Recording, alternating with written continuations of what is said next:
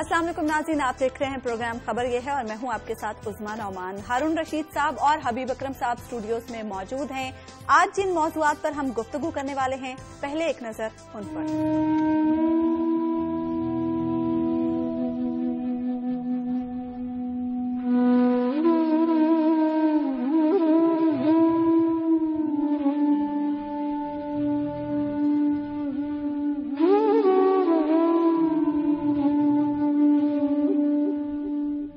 तुर्बत में मजदूरों के कैंप में अंधाधुंध फायरिंग, 20 मेहनत कश जाँ बहक, 2 जख्मी। वजीर दाखिला बलोचिस्तान ने एतराफ किया कि सानिया तुर्बत पुलिस और लेवीज एहलकारों की गफलत के बाइस पेश आया।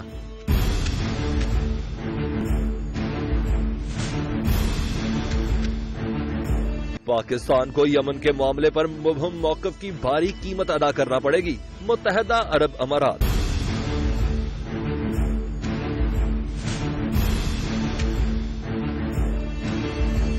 NA 246 में कोई बड़ा सानिया हो सकता है, नबील गबोल।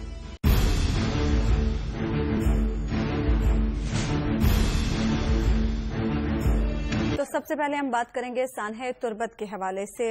हारून साहब, रिस्क की तलाश में दर बदर फिरने वाले इन गरीब मजदूरों से आखिर किसी की क्या दुश्मनी, क्यों इतनी बेदर्दी से कत्ल किया गया? भारत की दुश्मनी है, इसमें कोई रत्ते बराबर भी मुझे डाउट नहीं है। देखिए, कल मैंने कहा, जो कल वो तेरा वगैरह पे जो हमने गुफ्तगू की थी, फौजी अफसर से बात की मैंने, बखुदा मैंने उनसे कहा कि बलूचिस्तान में या किसी बड़े शहर में कोई वाक़या होगा, इसलिए कि इंडियंस इस पर खामोशी से नहीं बैठ सकते। टेररिज्म खत्म हो रहा, कबायली इलाके में तालिबान तो महदूद हो गया, कराची में भी कोई बड़ी एक्टिविटी के काबिल नहीं है, दूसरे टेररिस्ट भी मुसीबत में है। तो ये तो कोई गैर मुतवक्को मेरे लिए नहीं था। बिल्कुल एक कल परसों से मैं सोच रहा था कि वो आराम से, ये रा का टिपिकल स्टाइल है, बहुत सफाकी के साथ गैर मुतल्लक गरीब लोगों को। मशरकी पाकिस्तान में भी उन्होंने यही किया था, कबायली इलाके में भी यही किया था। ये देखिए ना, ये जो पेशावर का सानिया था, तो वो जो स्कूल के बच्चों का क्या कसूर था? इसकी पॉलिटिकल लीडरशिप जिम्मेदार है, मरकजी हुकूमत जिम्मेदार है, सूबाई हुकूमत जिम्मेदार है। और अब अगर ये कहा जाए कि जनरल राहील शरीफ इसमें मुदाखलत करें, तो ये और तो आदमी का दिल दुखता है कि ये फौजी हुकूमत का काम तो, फौजी क़यादत का काम तो नहीं है, जो सिविल हुकूमत का काम है। देखिए, 2002 में डॉक्टर शायब सड़ल बलूचिस्तान के IG बने। 2003 में मुझे अच्छी तरह याद है, मैं वहां गया हुआ था। उन्होंने मंसूबा बनाया कि ये लेवीज का जो फरसूदा निजाम है, आपको पता है ये लेवीज के जो लोग भाग गए, यानी मजदूर मर गए और लेवीज वाले भाग गए, सारे के सारे महफूज रहे। यानी किसी जगह अगर 30 पुलिस वाले हों, किसी एक को खराज तक ना आए, तो ये कैसी पुलिस है? 2003 में मंसूबा बना, इस पे काम शुरू हुआ। 95% ये A एरिया और B एरिया है। आपको पता है कि बलूचिस्तान में पुलिस के पास सिर्फ कोयटा शहर है, बाकी B एरिया, B 5% कोयटा और अराउंड, बाकी ये लेवीज है। लेवीज में हजारों आदमी हैं जो मनशियात के आदी हैं, बूढ़े हैं, जिनकी सेहत इस काबिल नहीं है, अनपढ़ हैं बिल्कुल। उसमें भी ये नहीं था कि इनको निकाल दिया जाए। ये लेवीज की ट्रेनिंग शुरू हुई कि ये ग्रेजुअली इसका, देखिए आप अंदाजा लगाइए कि 2003-4 कहां और 15 कहां, 12 साल में कितनी नई भर्ती हो जाती, कितनी तरबियत हो जाती, कितनी कैपेसिटी बिल्डिंग हो जाती, और बिल्डिंग्स बनी। क्या वजह है हारून साहब, भर्ती क्यों नहीं की? नहीं, वो तो न काम हो रहा था। 2008 की असेंबली आई जिसमें जमीयत उलमा इस्लाम के ज्यादा लोग थे और ये कबायली सरदार थे और ये बलोच सरदार थे, और इन्होंने उसको खत्म कर दिया। और अब भाई ये जरदारी साहब का तो ये कोई मसला नहीं था, कहीं कोई मरता है तो मरे, कोई मुल्क तबाह होता है तो हो। जो कराची में भी उनके दौर में क्या हो रहा था, उनका तो कोई प्रॉब्लम नहीं था, रोज 10 आदमी मरते थे। अब ये नई हुकूमत है, कितनी दफा मैंने इस पे लिखा है भाई, एक आम सुबिश है हालात में, और एक आम इलाके में अगर ये सूरत हाल हो तो भी नाकाबिले बर्दाश्त। बलूचिस्तान में जहां देखिए जो लोग थे टेररिस्ट, उनको अफगानिस्तान में पनाह दी गई थी। हामिद करजई साहब ने वहां कैंप उनके कायम किए थे, उनको ट्रेनिंग दी जा रही थी, यहां से बलूचिस्तान से गैर मुल्कियों का अगवा करके ले जाया जाता था। एक वाक़या तो मुझे याद है, अक़वाम मुत्तहिदा का वो आदमी था, नाम अब उसका मुझे याद नहीं, वो गोल मटोल से था, पोलैंड का था गालिबन। तो वो अफगानिस्तान में उसको ले जाया गया और आधी रात को उसका पता चला, तो एन पैटरसन को जगा के जनरल कैनी ने कहा कि फलां जगह पे है, करजई हुकूमत से बात करें।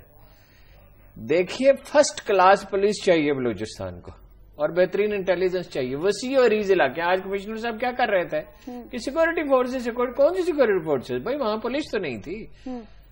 लकीली बलोचिस्तान का चीफ सेक्रेटरी अच्छा है, IGFC अच्छा है, IG अच्छे है, सारे बड़े अच्छे रेपुटेशन के लोग हैं, कोऑर्डिनेशन बड़ी अच्छी है, मगर आपने उसको लोगों के रहमो करम पे छोड़ दिया।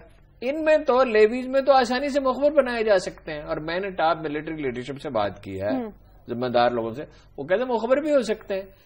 अब यही नहीं पता कि एग्जैक्ट कितने बजे आए, वो 1 बजे से 3 बजे का वक्त बताया जा रहा है, यानी वो 2 लेवीज बजे के के लोग बाद कितने का गैर वक्त जिम्मेदार, बताया जा रहा है। गैर जिम्मेदार। मुझे एक इंतहाई अहम फौजी अफसर ने 1 बजे पे इसरार किया कि 1 बजे का टाइम ये है मालूमात का, तो मैंने पूछा कैसे पता करेंगे, उन्होंने कहा ये लेवीज वालों को पकड़ेंगे और क्या करेंगे, और इनसे बात 8 लेवीज एहलकारों को पकड़ा भी गया जी, उनको पकड़, उनसे बात करेंगे तो तय्युन होगा कि क्या है, यानी शर्म से डूब मरने की बात है कि हादसा हो जाता है। कितने साल गुजर गए, 7-8 साल गुजर गए, आपने उस मंसूबे को तबाह कर दिया। अब तक ये पुलिस बहुत अच्छा, ये ख्याल गलत है कि कोई बड़े तकरीबकार बहुत ताकतवर, no, they are not powerful, उनकी ताकत टूट चुकी है। लेकिन कई जगह पे अब असिस्टेंट कमिश्नरी नहीं है, तहसीलदारी नहीं है, नायब तहसीलदारी नहीं है, MPs MNs अपने इलाकों में नहीं जाते। ये जो मकरान डिवीजन का इलाका है, इसमें सिचुएशन काफी बेहतर है ओवरऑल। अच्छा, लेकिन अगर आपकी प्रेजेंसी नहीं है स्टेट की, तो वो तो आजाद है ना, वो वीक है, वो टेररिस्ट बहुत ताकतवर नहीं है। मैंने बात की है लोगों से, मुतल्लिका लोगों से। अच्छा हबीब साहब, अच्छा भाई, वो उनको आप हुकूमत अपनी रिट कायम ही नहीं करना चाहती, फिर ऊपर कोयटा में कोई कोहिजन नहीं है पॉलिटिकल पार्टियों में, वो नून लीग वाले उनसे नाराज है। भाई नवाज शरीफ साहब जाते ही नहीं, वहां जाते हैं तो ऐसे जाते हैं जैसे बलीमे पे गए हुए हैं, किसी बारात पे गए हुए हैं, वहां जाएं, बैठे हैं वजीर आजम साहब, वजीर दाखिला से ताल्लुकात उनके ठीक नहीं है, और भाई इसको बारह ही कर दो, ख्वाजा आसफ को ही बना दो वजीर दाखिला, ख्वाजा सादर अगर खाजों को ही बनाना है, किसी खाजे को ही बना दो, किसी डड्डू को ही बना दो। अच्छा हबीब साहब, सरफराज बुख्ती साहब ने कहा जी कि इसके जिम्मेदारी जो है वो लेवीज पे और पुलिस एहलकारों पे आयद होती है, क्या सारी जिम्मेदारी क्या उन्हीं पे आयद होती है? और किस पे? देखिए, जो बुनियादी तौर पर ये जिम्मेदारी तो जाहिर है हमारे वीक सिस्टम पे आयद होती है, और जाहिर है सारे दर्जा बदर्जा सारे लोग किसी न किसी हद तक सारे जिम्मेदार है, लेकिन मिलिट्री लीडरशिप को असर्ट करना चाहिए जी, पुलिस को ठीक करें। मिलिट्री के लोग मर रहे ना, वो FC के लोग मर रहे हैं ना। बिल्कुल। तो इसमें एक जो पर्टिकुलर बात जिसकी तरफ हारून साहब बात कर रहे थे ना कि लेवीज की कुछ बेहतरी का मंसूबा, रिफॉर्म्स करने की कोशिश की गई थी, तो ये जो मौजूदा वजीर दाखिला के सरफराज बुख्ती साहब, इन्होंने भी कोशिश की थी। इन्होंने एक बड़ा मरबूत प्लान बनाया, और मरबूत प्लान बना के उन्होंने कहा कि जनाब लेवीज की ट्रेनिंग होगी, और लेवीज को बराह रास्त, इस वक्त जो लेवीज है वो असिस्टेंट कमिश्नर, डिप्टी कमिश्नर और तहसीलदार के नीचे होती है।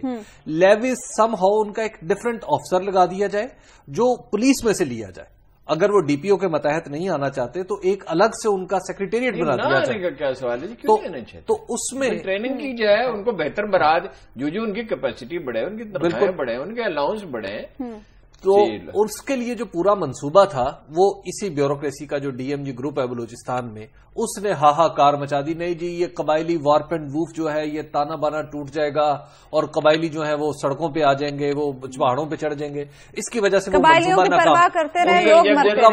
दौर में जिसको एरिया बना दिया था, कौन था कबायली सड़कों पे? कोई भी नहीं आया, कोई भी नहीं आया था। इश्यूज तो और थे, इश्यूज और थे। तो उस वक्त फिर ये मंसूबा नाकाम हुआ, और फिर लेवीज जो है वो उसी तरह हरकत में रहे। और तुर्बत जो है इसकी एक सिग्निफिकेंस भी है।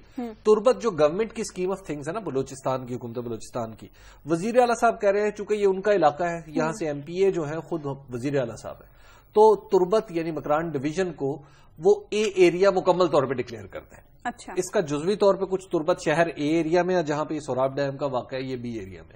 अच्छा। तो यहां पे लेवीज है, तुर्बत के अंदर पुलिस है, तो वो कह रहे हैं कि इसको मुकम्मल तौर पर A एरिया बना दे। तो गोया ये सीधी मॉडल पे हिट है, यानी अगर आप A एरिया बनाना चाह रहे हैं, रिफॉर्म करना चाह रहे हैं, तो वो उन्होंने किया है, उन्होंने उसको हिट किया है कि हम आपको नहीं करने देंगे। दूसरा कदम एक बड़ा अहम पहलू है, मैं भूल गया, माफी चाहता हूँ।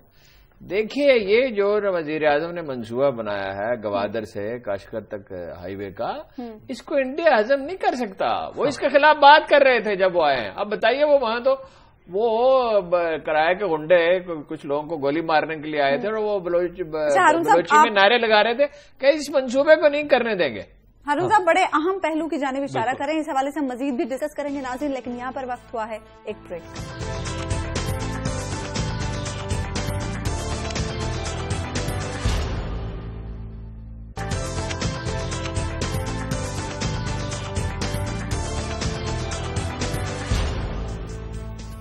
वेलकम बैक नाज़रीन। ब्रेक पर जाने से पहले हम बात कर रहे थे सानह तुर्बत के हवाले से। हारून साहब, आप बहुत अहम पहलू की जानिब इशारा कर रहे थे।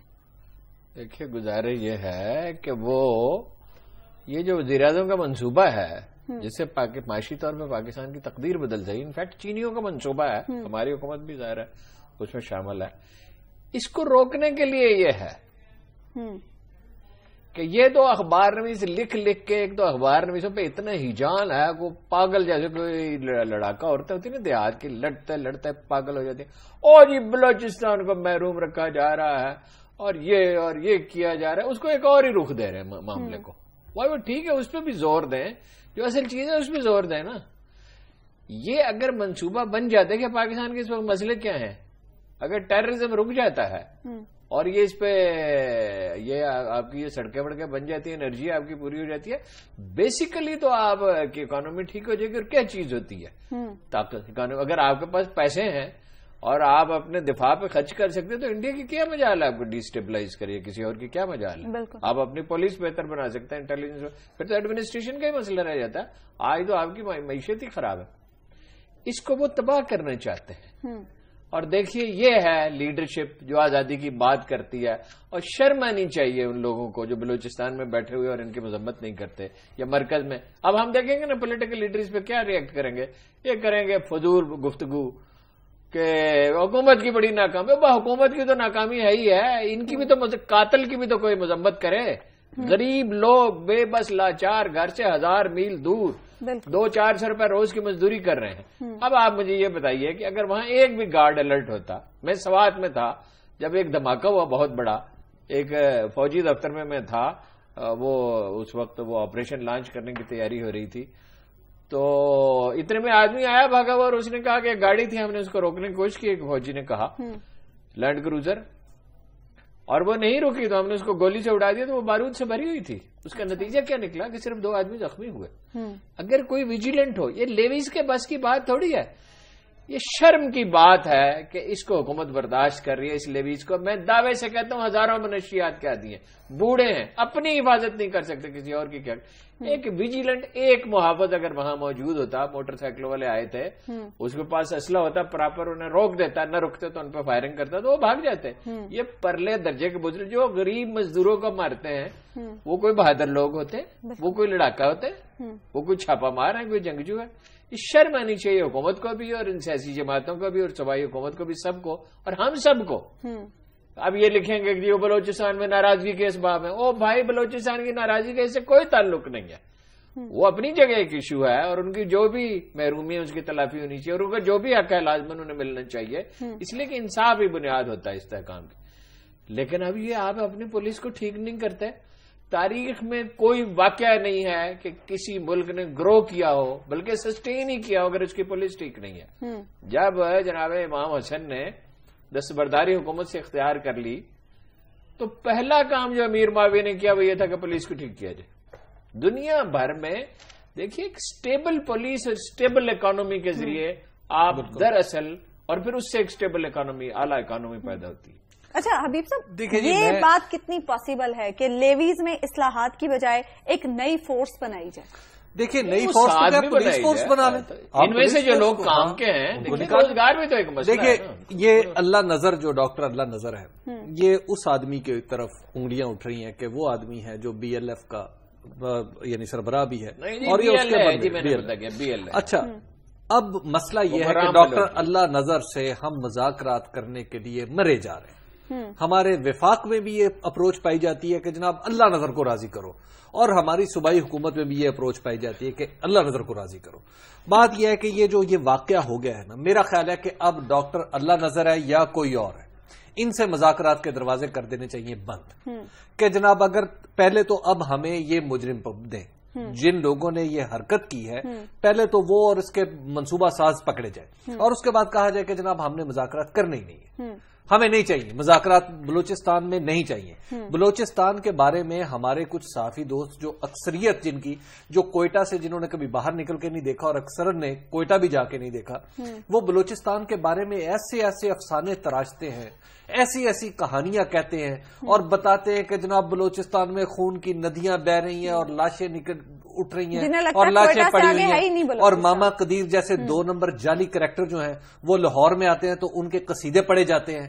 بات یہ ہے کہ ہمیں اب سمجھنا ہوگا کہ بلوچستان کو سب سے پہلے انصاف کی ضرورت ہے، جو اس کی ضروریات وفاق سے منسلک ہیں وہ بھی پوری کریں، اور پھر صوبائی حکومت بھی اپنے فرائض پورے کرے۔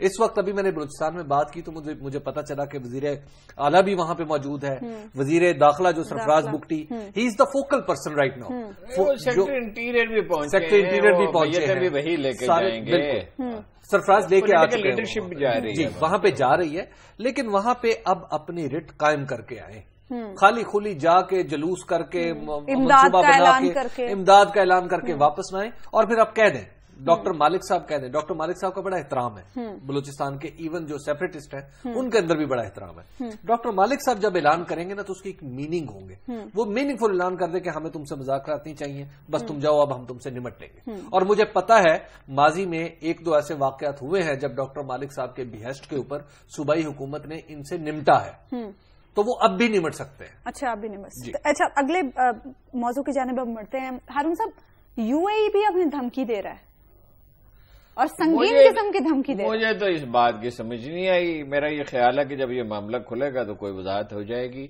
دیکھیے، گزارش یہ ہے کہ پاکستان اب ایک آزاد ملک ہے، جو مرضی فیصلہ اس کی اسمبلی نے فیصلہ کیا، قوم کا فیصلہ ہے، یہ تمام سیاسی جماعتوں کا فیصلہ ہے، اور اس فیصلے میں اس آدمی کو شرم آنی چاہیے اس طرح کی بات کرتے ہوئے۔ اور اس میں فیصلہ یہ ہے کہ گلف کے ملکوں سے تعاون کیا جائے، اس میں فیصلہ یہ ہے کہ سعودی عرب کا تحفظ کیا جائے، لیکن یہ کام کس طرح ہوگا، ہماری لمیٹیشنز کیا مسائل ہیں۔ مجھے تو اس فکر پہ بڑی حیرت ہے جو انہوں نے کہا، او بھائی ہم یہاں اپنی خانہ جنگی سے گزر رہے ہیں اور معیشت ہماری تباہ حال ہے اور 50,000 آدمی مر چکے ہیں، تمہاری تو نکسیر بھی نہیں پھوٹی خلیج والوں کی۔ تبھی سعودی عرب کو تو چلیے کچھ مسئلہ ہے، سعودی عرب میں بھی کوئی حملہ نہیں ہوا ہے، تو میرا خیال ہے اس کی کوئی وضاحت آ جائے گی، کوئی سرکاری بیان داری ہے، مگر بڑی فضول حرکت اس آدمی نے کی۔ آپ کو کیا لگتا ہے حبیب صاحب؟ دیکھیے، مجھے ایک تو یہ بات ہے جس کی طرف ہارون صاحب اشارہ کریں گے، آپ بتا رہے ہیں کہ جناب یہ بنیادی طور پر ان کا چھوٹے درجے کا وزیر ہے، یہ اصل بڑا وزیر نہیں ہے، وزیر خارجہ پورا نہیں ہے، ہمارا نہیں تھا ایک وزیر جس نے سعودی عرب کے خلاف بیان دے دیا تھا۔ جی جی بالکل، تو اور وہ آپ کے کمنٹس کی وجہ سے بیچارہ اب تک مصیبتوں میں پھنسا ہوا ہے۔ اچھا خیر، تو جو یہ ان کا سمجھیے چھوٹا وزیر ہے۔ اچھا، تو ایک تو اس نے یہ بات کی ہے ٹویٹر کے ذریعے، عقل کا بھی چھوٹا لگتا ہے، لیکن اس کے ساتھ میں سوچ رہا تھا کہ ہماری جو وزارت خارجہ ہے اور ہمارے 1.5 عدد یا 1.25 عدد وزرائے خارجہ بھی موجود ہیں، یہ کیا سوئے پڑے ہیں، ان کے منہ میں گھنگنیاں ہیں، یہ بہرے ہیں، یہ اندھے ہیں، انہوں نے قرارداد نہیں پڑھی، قرارداد کو سمجھا نہیں ہے اور لوگوں کو سمجھانے کی کوشش نہیں کی۔ ہارون صاحب، 6 سفیروں کو بلا کے آپ نہیں سمجھا سکتے، بالکل کہ 6 سفیروں کو بٹھاتے انہیں کہتے جناب یہ قرارداد ہے اور اس کے ساتھ یہ نکات ہیں اور یہ کچھ چیزیں ڈپلومیٹک ہیں، کچھ سیاسی ہیں، کچھ عملی ہیں، اور آپ اس پورے پیکج کو آپ قبول کریں۔ جب انہیں اعتماد میں لیتے وہ اپنی حکومتوں کو بتاتے ہیں، اس کے بعد وہاں پہ بندے بھیجنے چاہیے، بندے بھیجنے چاہیے، امارات میں، سعودی عرب میں، مصر میں، اردن میں، یہ ساری جگہوں پہ ہمارے لوگ جائیں اور اس کی وضاحت کریں۔ اچھا، پھر اس کے بعد وہاں پہ ہمارا سفیر ہے اکبر درانی صاحب، آصف درانی، معاف کیجیے گا میں نے نام اس کا غلط لے لیا، آصف درانی صاحب ہمارا سفیر ہے وہاں پہ، وہ کیریئر ڈپلومیٹ ہے۔ ایک کیریئر ڈپلومیٹ کو کیا سمجھ نہیں ہے کہ یار اس کی جو پارلیمنٹ ہے وہ کیا کہہ رہی ہے اور اس نے اپنے ہوسٹ کنٹری کو کیسے سمجھانا ہے، یہ وہاں پہ کیا کر رہا ہے، مطلب یہ شخص وہاں پہ کیا کر رہا ہے۔ اچھا حبیب صاحب، آپ کی بات کو ہم یہیں سے آگے بڑھائیں گے اور گفتگو کا یہ سلسلہ ہم جاری رکھیں گے، لیکن یہاں پر وقت ہوا ہے ایک بریک۔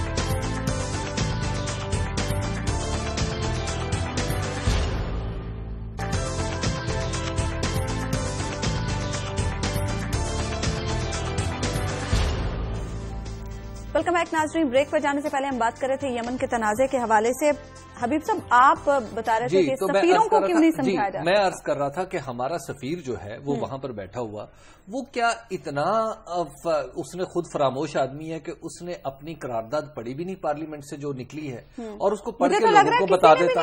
اچھا، اس کے بعد پھر اب یہ کام ہو گیا نا، اس کے ساتھ ساتھ اب ہمارے باقی سفیر تو ہے نا، باقی سفیر اپنے لوگوں کو وہاں پر میزبان ملک سے کانٹیکٹ کریں۔ ہمارے سفیروں کا ویسے یہ مسئلہ ہے، وہ میزبان ملک یہاں سے اس لیے جاتے ہیں کہ وہاں پہ یاشی کریں گے، اور وہاں پہ انہیں جانتا ہی کوئی نہیں ہے، حالانکہ اصولاً ہونا چاہیے وہاں کی متعلقہ وزارت خارجہ سے۔ یمن میں ہمارے سفیر نے تو بڑا کام کیا، یمن میں ہمارے سفیر نے یس کام کیا ہے، ڈیپینڈ کرتا ہے، مانیٹرنگ بڑی اہم ہوتی ہے کہ آپ پیچھے سے جی مانیٹرنگ کرتے ہیں, ڈوری ان کے ہلاتے ہیں نہیں ہلاتے. بالکل.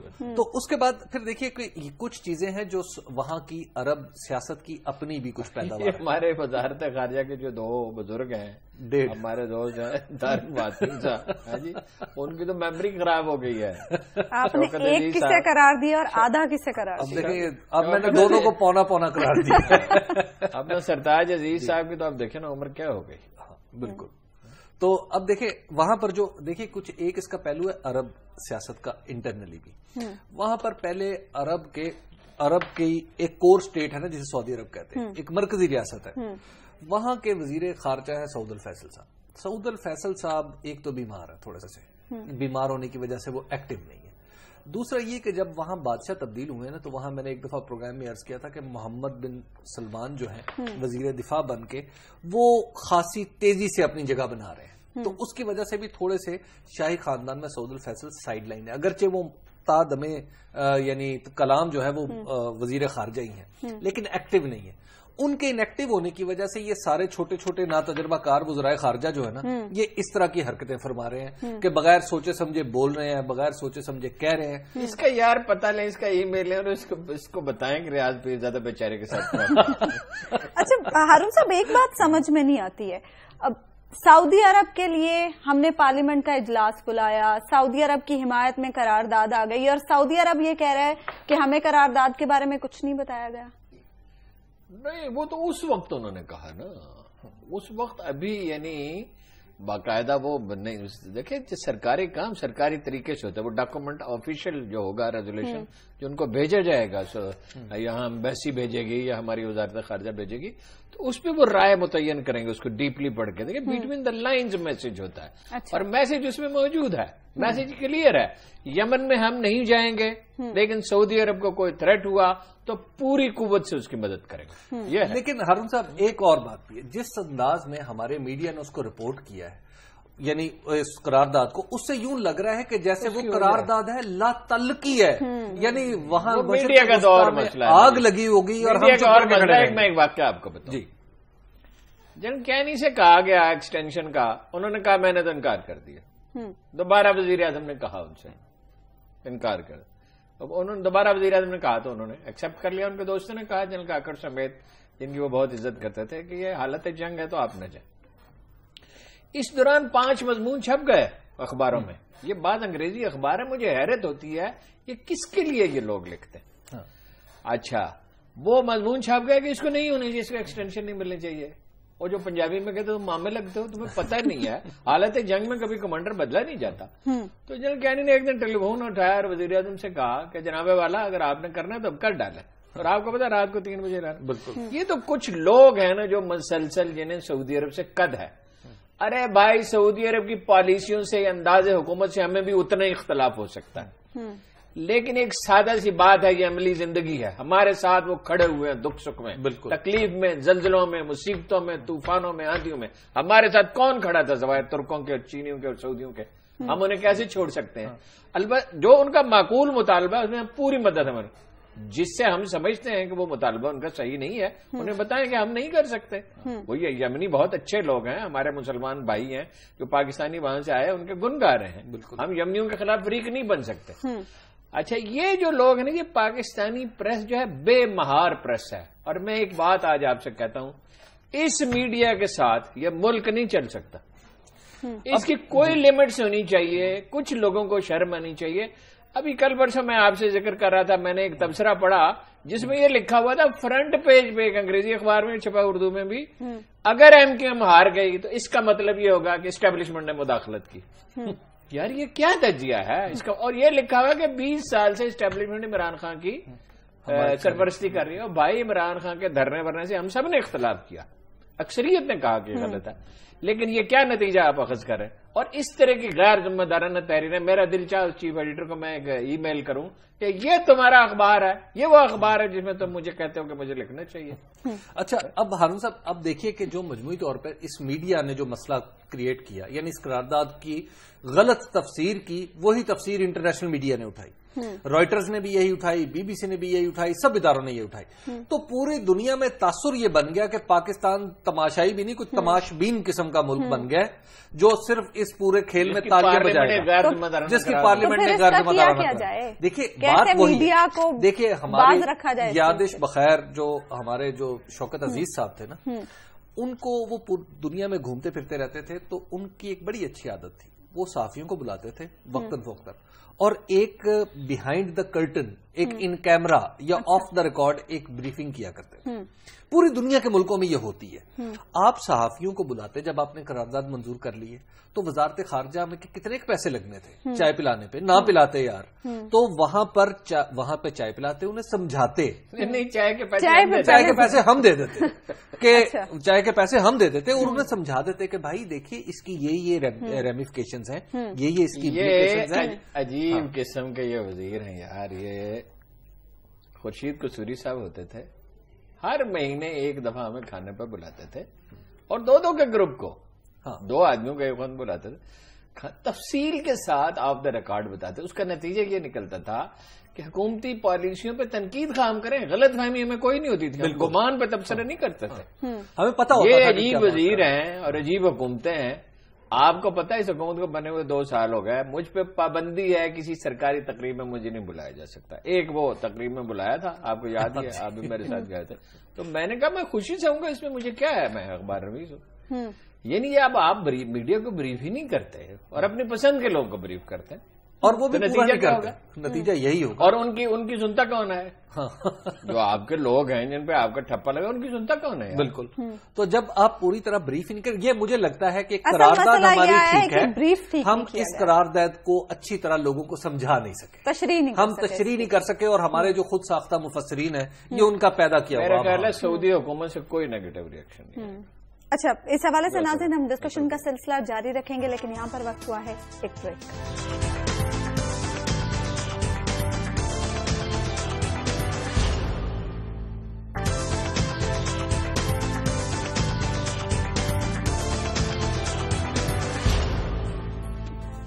ویلکم بیک ناظرین. بریک پر جانے سے پہلے ہم بات کر رہے تھے یمن کے تنازع کے حوالے سے. ہارون صاحب, اس سے پہلے کہ اگلے موضوع پر میں جاؤں, دفاع حرمین شریفین کانفرنس ہوئی اسلام آباد میں جمعیت اہل حدیث کی زیر اہتمام, اس پر آپ کا کامنٹ چاہیے. یہ جو فرقہ وارانہ تنظیم ہے, ان کا نہ کوئی موقف ہے, نہ اس پہ کسی تبصرے کی ضرورت ہے.